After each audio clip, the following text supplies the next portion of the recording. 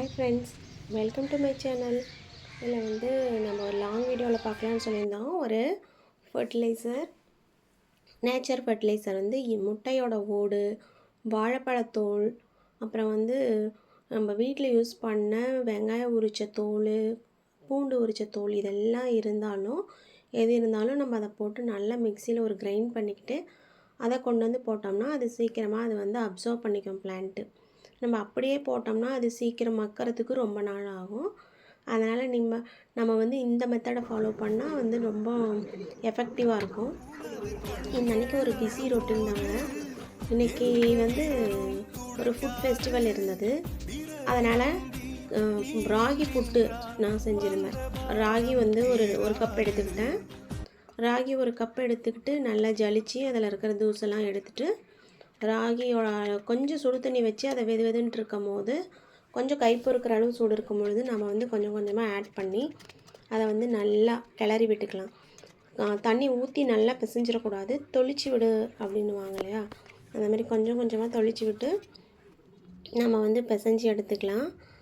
இதை நம்ம கையில் பிடிச்சோம் அப்படின்னா அது நல்லா ஒரு கொழுக்கட்டையாட்டம் வரணும். அதை உதிர்த்து விட்டோம்னா மாவு மாதிரி உதிர்ந்துடணும். அதுதான் அதோடய பக்குவம். என்கிட்ட புட்டு மேக்கர் கிடையாது.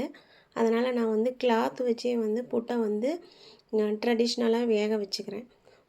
நம்ம ரெடி பண்ணி வச்சுருந்த மாவை தண்ணி தெளித்த மாவை நான் இட்லி பவுனியில் வச்சு ஆவி விட்டு எடுத்துக்கிறேன். ஒரு 15 நிமிஷம் எடுத்துகிட்டு அதுக்கப்புறமா நான் அதில் நாட்டு சர்க்கரையும் தேங்காயும் ஆட் பண்ணிக்கிட்டேன்னா புட்டு சூப்பராக ரெடி ஆயிரும். டேஸ்ட்டு சூப்பராக இருந்துச்சு. நீங்களும் ட்ரை பண்ணி பாருங்கள். இது அடிக்கடி செய்வேன். புட்டு மேக்கர் ஒன்று வாங்கணும்னு பார்த்துட்ருக்கேன். சரி அப்புறம் வாங்கிக்கலான்னு விட்டாச்சு. புட்டு மேக்கரில் செஞ்சு பார்க்கணுன்னு ரொம்ப நாள் ஆசை. ஏன்னா நான் ரொம்ப நாளாகவே இந்த மாதிரி ஆவியில் வேக வச்சு தான் செஞ்சிட்ருக்கிறேன். எப்படியும் மந்த்லி ஒரு 4-5 டைமாவது இப்போ செஞ்சுருவேன். புட்டு எனக்கு ரொம்ப பிடிக்கும். சரி, ஓகே.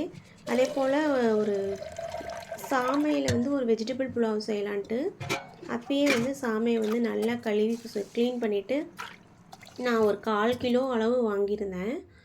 இதை நல்லா க்ளீன் பண்ணிவிட்டு ஒரு டம்ளர் தண்ணி விட்டு நான் ஒரு 1 மணி நேரம் பக்கமாகவே ஊற வச்சுட்டேன் சாமையை. ஓகே, அது ஷோக் ஆகிட்டுருக்கணும்னு சொல்லிவிட்டு தேவையான வெஜிடபிள்ஸ் ஆனியன்லாம் கட் பண்ணியிருந்தேன். அதே டைமில் நான் மேலே போயிட்டு செடிகளுக்கும் தண்ணி ஊற்றிட்டு உரம் போட்டுட்டு வந்துட்டேன். கீழே எண்ணெய், ஒரு குக்கரில் எண்ணெய், கடுகு, கருவேப்பிலை போட்டு பச்சை மிளகாய் போட்டு நல்லா அது வெடித்து வந்ததுக்கப்புறமா நம்ம ஆனியன், டொமேட்டோ போட்டு ஃப்ரை பண்ணிக்கலாம். இஞ்சி பூண்டு பேஸ்ட் ஒரு ஸ்பூன் போட்டு அதையும் ஃப்ரை பண்ணிக்கிட்டு நம்ம தேவையான வெஜிடபிள்ஸ் ரெடி பண்ணி வச்சுருக்கிறது எல்லா வெஜிடபிள்ஸையும் இதில் ஆட் பண்ணிக்கலாம். நான் அன்றைக்கி கேரட், பீன்ஸ் போட்டிருந்தேன். பச்சை பட்டாணி போட்டுருந்தேன். ஆனால் அதுக்கு பதிலாக மீல் மேக்கர் வாங்கிட்டு சுடு தண்ணியில் போட்டு அதை மேக் பண்ணி வச்சுருக்கேன். அதையும் வடிகட்டி எடுத்து வச்சுருக்கேன். அதுவும் நம்ம இது வெஜிடபிள்ஸ்க்கு அப்புறமா ஆட் பண்ணிக்கலாம். ஆட் பண்ணிக்கிட்டு கொஞ்சம் மஞ்சள் ஆட் பண்ணிக்கிட்டு சாமை அரிசி அதில் போட்டுட்டு 1 கப்பு சாமைக்கு நான் 2 கப் தண்ணி ஆட் பண்ணிக்கிட்டேன். அது ஒரு 5 மினிட்ஸ் போல் நான் விசில் வச்சுலாம் இதை வேக வைக்கலை. அப்படியே ஒரு 5 மினிட்ஸ்லேயே அது வெந்துருச்சு. குக்கர்லேயே அப்படியே கிளறி விட்டு வேக வச்சிட்டேன்.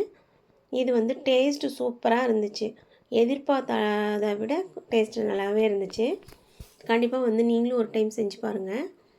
இனி வீக்லி 2 மில்லட்ஸ் ஃபுட்டில் சேர்த்துக்கணும் அப்படின்னு சொல்லிட்டு நினச்சி வச்சுருக்கேங்க. பார்க்கலாம் அது எந்த அளவுக்கு நடக்குதுன்ட்டு. அந்த அன்னைக்கு ஆஃப்டர்நூன் பாப்பாவுக்கும் சைட் பை சைடாக தண்ணி ஊற்றி ரெடி பண்ணி தண்ணி காய வச்சுட்டு அந்த அன்றைக்கி அடுப்பு ரொம்பவே பிஸியாக இருந்துச்சுன்னு தான் சொல்லணும் என்னை விட. லாஸ்ட்டாக ஃபைனலாக ஒரு 2 ஸ்பூன் நெய் விட்டு நல்லா கிளறி விட்டுட்டு கொஞ்சம் நேரம் அப்படியே புழுங்க விட்டுறலாம். கொஞ்சம் மூடி போட்டு புழுங்க விட்டுட்டு அப்புறமா சர்வ் பண்ணால் சூப்பராக இருக்கும். அந்த அன்றைக்கி சைடிஷாக நான் ஆனியன் ரைத்தா வச்சுருந்தேன். இது நல்ல காம்பினேஷன் நல்லா இருந்தது. புட்டு கொஞ்சம் தனியாகவே ஃபஸ்ட்டு இது பண்ணி நான் எடுத்து வச்சுட்டேன். ஃபுட் ஃபெஸ்டிவலில் பார்த்தீங்க அப்படின்னா நிறைய டைப்ஸ் ஆஃப் வெஜிடபிள்ஸு, நிறைய வகையான கீரைகள், அப்புறம் நிறையா மில்லட்ஸ் இதெல்லாம் வச்சு ரெசிபீஸ் செஞ்சுட்டு வந்தாங்க. நாமளும் வந்து அன்றைக்கி புட்டும் வெஜிடபிள் புலாவும் செஞ்சுட்டு போயிருந்தோம்.